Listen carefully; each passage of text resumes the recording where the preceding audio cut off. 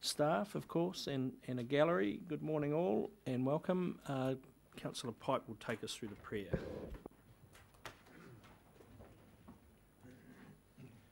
O God, our Creator, bless us as we gather today for this meeting. Guide our minds and our hearts so that we will work for the good of our community and help all your people. Teach us to be generous in our outlook, courageous in the face of difficulty, and wise in our decisions. We ask this grace through Christ our Lord. Amen. So, a couple of notices. One I'll get the Chief Executive to talk through, but the 1:30 time for HBRC is so, well, the chairman at least, but others are flying in, and my intention is to deal with all the other issues and items before that. The challenge we have is we may run out of discussion before 1:30, so I'm suggesting let's see how the day progresses, but we may have an hour for lunch or something. So, long lunch. Benevolent chairman.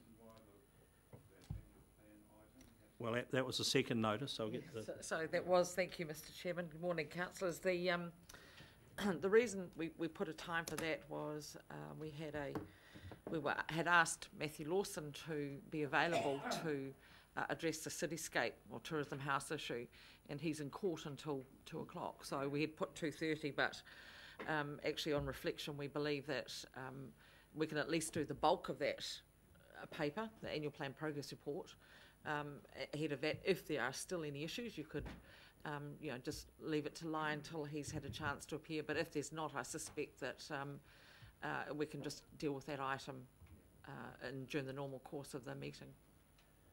Yeah, I agree. You would be well across that issue, I would have thought. The paper's pretty explanatory. So, any other notices? Oh, apologies. I've got apologies for lateness from Debbie. Oh, absolutely. Yeah, thank you. An apology for lateness. You happy to move that? I'm going to be leaving the meeting this afternoon at 10 o'clock. I've got a funeral uncle. Oh, wow. Passed away. Sorry to hear about that. And there's a gathering of the aunts who are in their 90s, and my other uncle is in his 80s, so some things have to go. It's brutal little bit. I'm sorry to hear that. How old are you, Councillor? No, there's no. I'm sorry to hear that, Councillor Barker, and my condolences to the family. Okay, thank you. So you're happy to move that, you're happy to second that, put that motion. All those in favour, please say aye. Contrary, no. Carried. The minutes of conflict of interest declarations, we're getting a bit hasty here. Any conflict of interest declarations today? There being none, thank you. The confirmation of the minutes of the 30th of March and the 20th of April, which I will take that one as read, and hopefully someone is prepared to move them both together when we get there. So for accuracy, page 2, 3, 4, page 5, page 6, 7, 8, page 9 and page 10, 11, 12, 13, 14. And of course the one-pager of the following meeting. Is someone happy to, someone prepared to move that as a true and correct record? Thank you, Councillor Pipe. We have a seconder in Councillor Dick. Thank you. I'll put that motion. All those in favour, please say aye. Contrary, no. Carried. Matters arising from those minutes. Okay, thank you. Follow-up items, Chief Executive. Thank you, Mr Chairman. We'll just, on page 5 you can, of the main agenda, you can see the list. I'll just ask Mr Maxwell to address the 3 that relate to him. Thank you. Morning, councillors. Yeah, I think the detail there is fairly self-explanatory. Happy to answer questions on that. And would just note in terms of the waihi that we are continuing our investigations and interviews at the moment, and next month we'll be in a position to make a decision on what our further course of action is going to be. Question. Can I just be clear about this? This is in respect to the legal opinion that Mr Maxwell said he had, and we asked for, and he said because it's to him and it's concerning legal matters, he's not going to release it. This is exactly the same subject? That's, This is the first follow-up item, Councillor, yeah? Yes. Am I correct? First and second items. Yeah, am I correct? Correct. Well, and I take it from this that through you, Chief Executive, Chair to the Chief Executive, that the advice we're being given here is that the documentation will not be released because it's not in the public interest to do so. It's the request back to us was to consider whether the council per se was the client in this matter or whether staff were, and Mrs Hooper did a bit of homework for me, and the view from that was that the client in this case is the Chief Executive, is the staff member delegated to do that work on your behalf.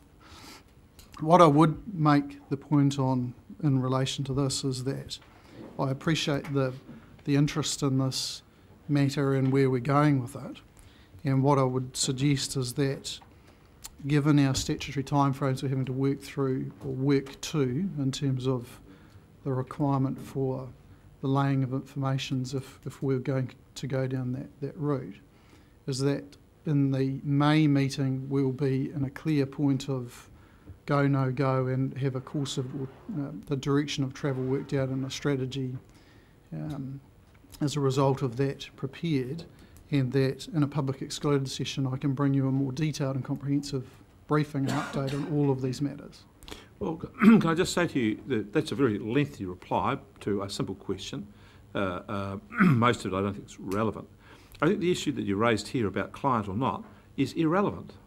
My issue here is that you came to this meeting and gave us a report and gave us a view based on advice that you had.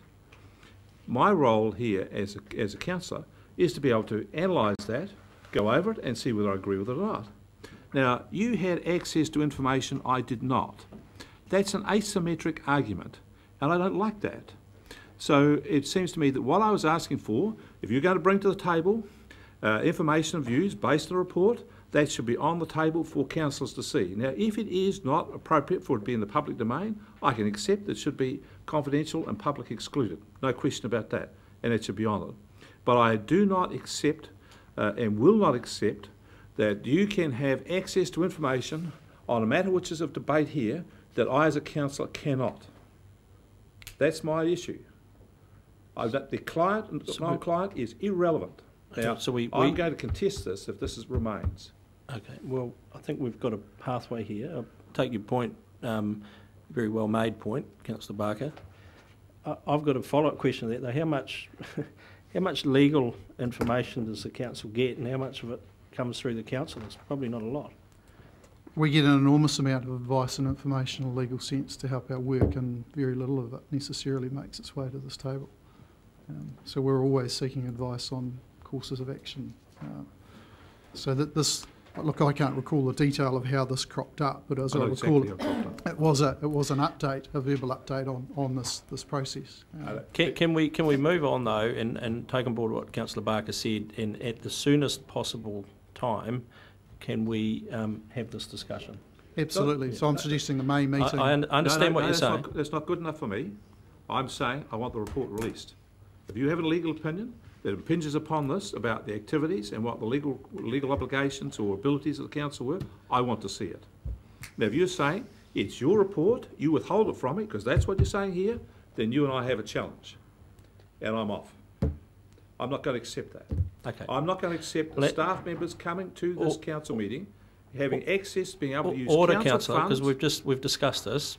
There is a pathway here. You've made your point. I think it's been understood by Chief Executive and staff. Yeah. Well, so we need to see some action on this, and let's see that happen. I invite the Chief Executive to reflect on this once more and advise me the next few days what the views are. Fine. If it remains the status quo, then I'm just giving you a fair warning that I'm going to challenge that. That's fine. Okay. Other questions? Other items? Yeah. Sure. Oh. Right. Sorry.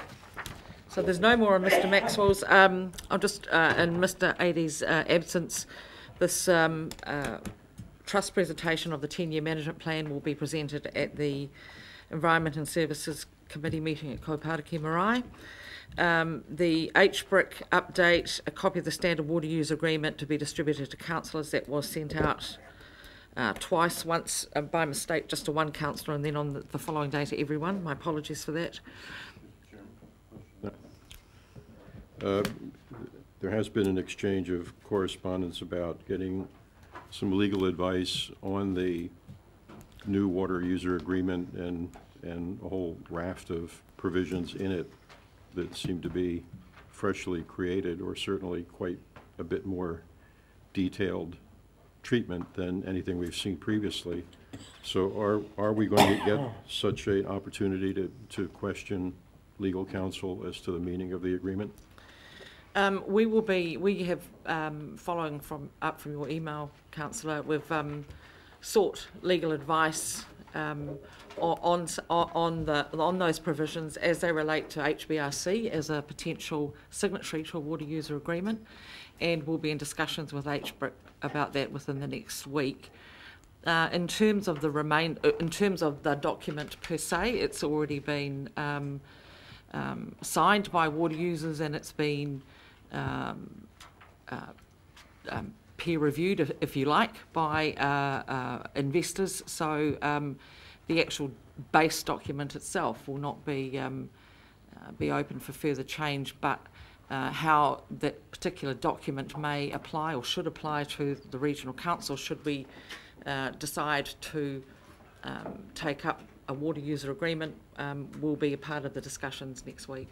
Mr. Chairman, this agreement has been presented as the foundation of the entire water scheme proposition. So, and your question is?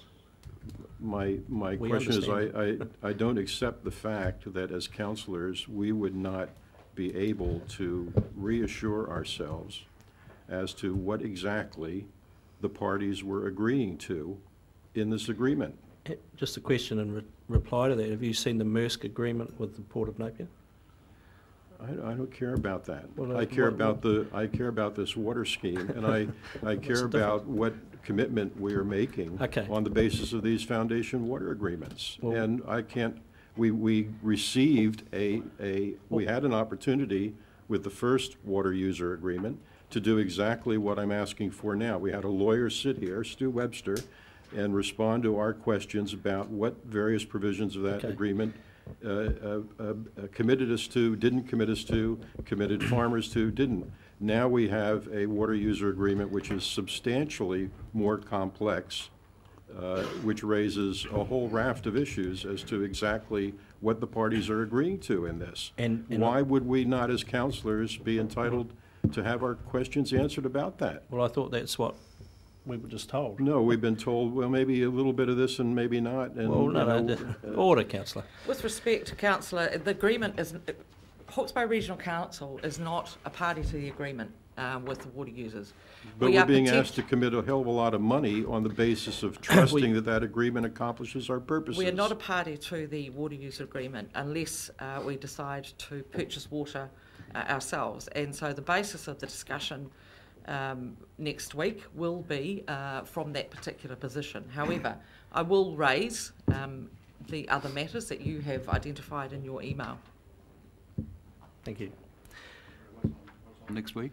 Sorry, a meeting between representatives from HBRC and HBRC around the water user agreement. Well, councillors and staff? No, it'll myself and Andrew Wears will be representing HBRC. Okay. Thank you. Further questions on any of the issues? Next item, number 5. I raised this issue as well and received some assurances from the Chief Executive and some email correspondence that involved Ian Maxwell and others about this matter.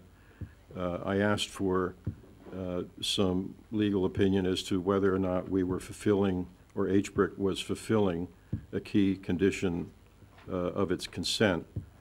The response was basically, our view is we are.